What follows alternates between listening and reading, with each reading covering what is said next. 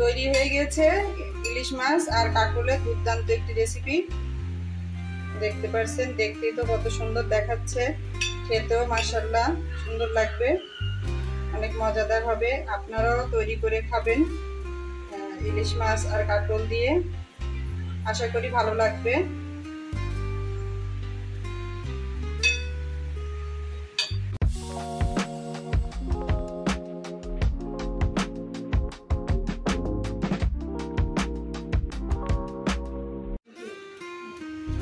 ইলিশ মাছ আর কাঁকরোল দিয়ে তরকারি রান্না করবো আজকে। খুব মজাদার একটা তরকারি রেসিপি।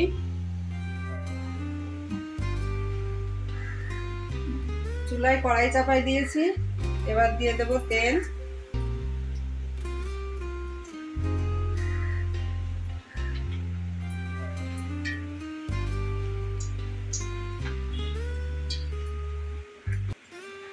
তেল গরম হয়ে গিয়েছে, কুচানো পেঁয়াজ দিয়ে দেব ঝাল।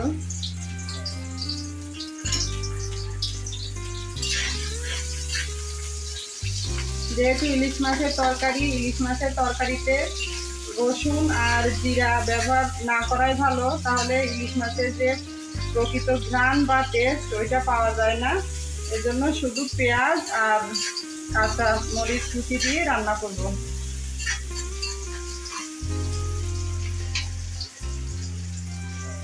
পেঁয়াজ আর ঝাল ভালো করে ভেজে নেব,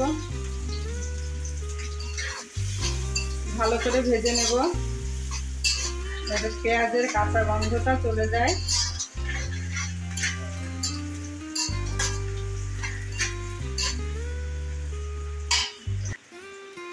পেঁয়াজটা লাল লাল হয়ে আসা পর্যন্ত একটু ভালো করে ভেজে নেব।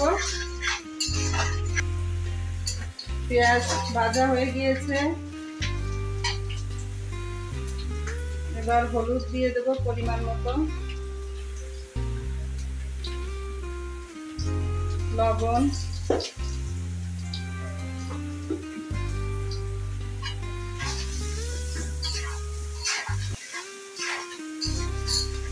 একটু নাড়িয়ে চাড়িয়ে অল্প একটু পানি দিয়ে দেব।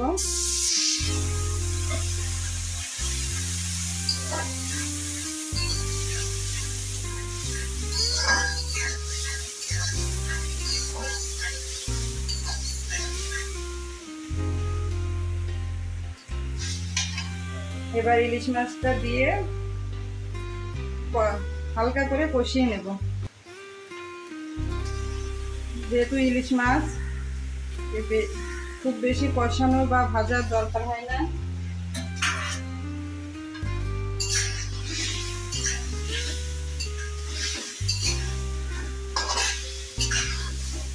আস্তে আস্তে হালকা ভাবে নেড়ে আস্তে আস্তে কষিয়ে নেব।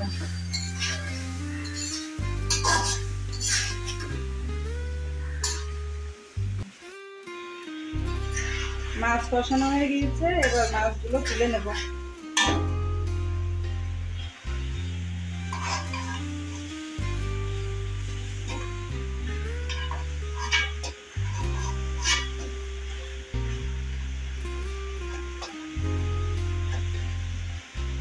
ইলিশ মাছ কষানোতে সুন্দর একটা ঘ্রাণ বেরোচ্ছে। ইলিশ মাছ দিয়ে যে তরকারি রান্না করা হোক না কেন, টেস্টটা অনেক সুন্দর হয়, সেটা খুব দারুণ লাগে।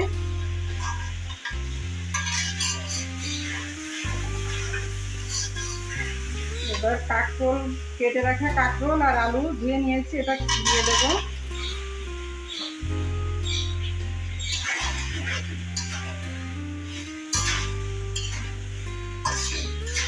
নেড়ে চেড়ে ভালো করে কষিয়ে নেব।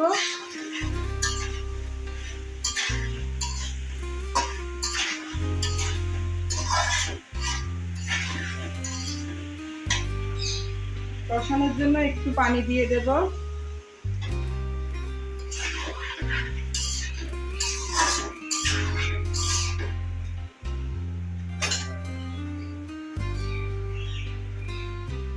ঢাকনা দিয়ে ঢেকে দেব। 10 থেকে 15 মিনিটের জন্য ঢেকে রাখবো।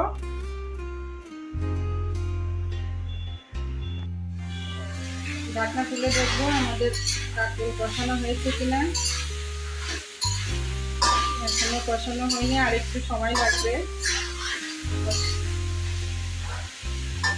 হ্যাঁ, হয়ে এসেছে, আর একটু সময় লাগবে কষাতে, আর অল্প একটু সময় ঢেকে রাখবো।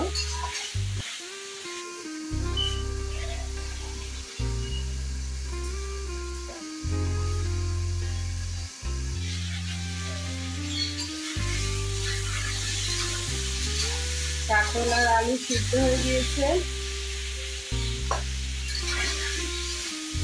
এবার ঝোলের পানি দিয়ে দেব।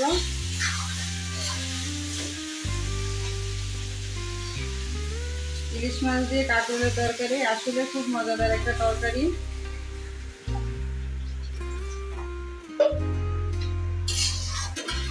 এখন ইলিশের সিজন, সবাই কম বেশি ইলিশ মাছ কিনে থাকে। কাঁকরোলও বাজারে এই সময় অ্যাভেলেবেল পাওয়া যায়। আমরা যে কাঁকরোল রান্না করতেছি এটা আমাদের বাড়ির নিজেদের হাইনের কাঁকরোল। এই কাঁকরোলে কোনো স্বাদ দেওয়া নাই, খুব টেস্টি। বাজারেও কাঁকরোল পাওয়া যায়। আপনারা কাঁকরোল আর ইলিশ মাছ দিয়ে এই রেসিপিটা করে খেয়ে দেখবেন, আশা করি ভালো লাগবে। এবার একটু ঢেকে দেবো পানিতে বলক উঠার আগ পর্যন্ত।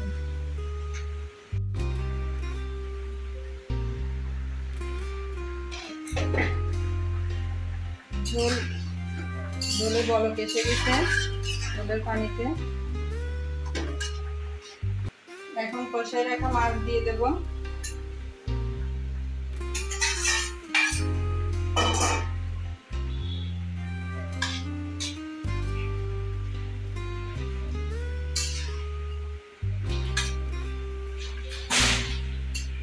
ইলিশ মাছ দিয়ে রান্না করার জন্য কাঁকরোলের তরকারি থেকে সুন্দর একটা ঘ্রাণ বেরোচ্ছে। তরকারি হয়ে দিয়েছি আমাদের।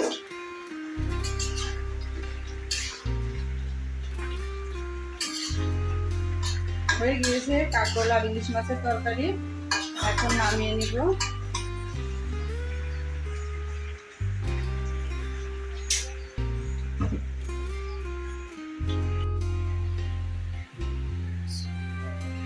তৈরি হয়ে গেছে ইলিশ মাছ আর কাঁকরোলের দুর্দান্ত একটি রেসিপি। আমাদের তরকারি রান্না শেষ, দেখতে পাচ্ছেন, দেখতেই তো কত সুন্দর দেখাচ্ছে, খেতেও মাশাআল্লাহ সুন্দর লাগবে, অনেক মজাদার হবে। আপনারাও তৈরি করে খাবেন ইলিশ মাছ আর কাঁকরোল দিয়ে, আশা করি ভালো লাগবে।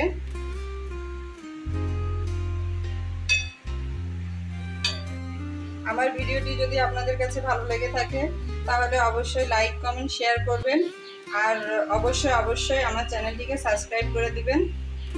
যদি আমি আবার নতুন কোনো ভিডিও ছাড়ি তাহলে যেন আপনারা জলদি ওই ভিডিওটি পেয়ে যান।